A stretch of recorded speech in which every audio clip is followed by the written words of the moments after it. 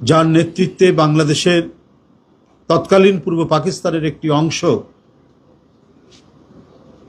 স্বাধীন করেছিলেন যুদ্ধ চলাকালীন অবস্থায়, এবং পরবর্তী পর্যায়ে যিনি রাষ্ট্র ক্ষমতায় আসীন হয়ে এই দেশকে, যে গণতন্ত্রকে শিকলে বেঁধে রাখা হয়েছিল সেই শিকল ভেঙে গণতন্ত্রকে মুক্ত করেছিলেন, বহুদলীয় রাজনীতির পুনরায় প্রবর্তন করেছিলেন, এবং যে সংবাদপত্রের কণ্ঠকে চেপে রাখা হয়েছিল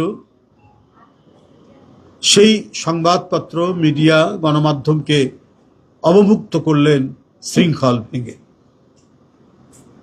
এই দেশকে উন্নতি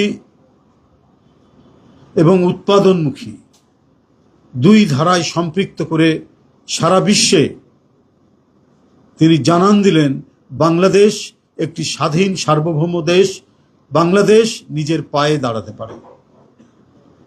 স্বেচ্ছাশ্রমের ভিত্তিতে, তখন অর্থনৈতিক অবস্থা ভালো না, দেশের অধিকাংশ মিল কলকারখানাগুলো বন্ধ অবস্থায় রয়েছে ৭২ সালের ভ্রান্ত নীতির কারণে। সেগুলোকে পুনরায় সচল করলেন,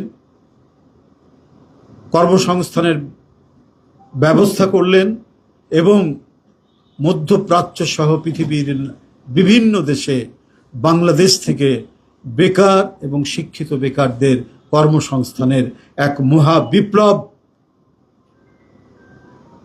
ঘটালেন শহীদ রাষ্ট্রপতি জিয়া রহমান।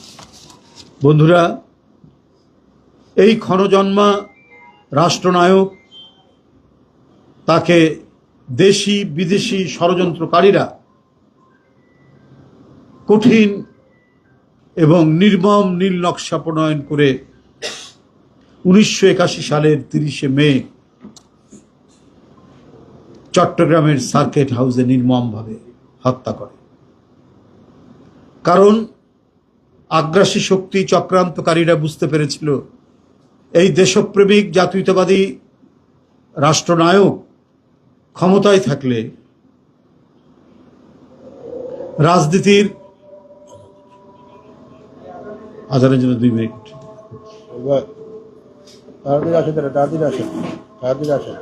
শুরু হয়ে গেছে।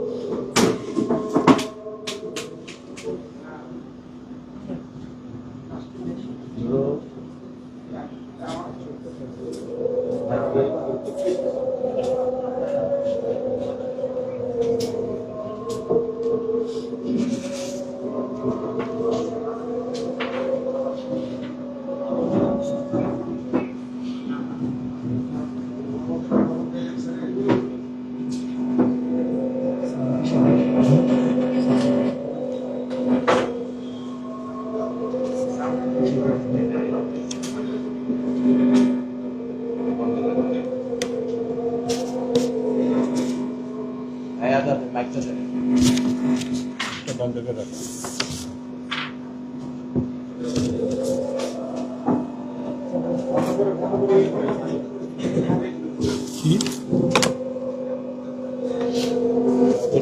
উঠে যান, তাহলে দ্রুত আওয়াজ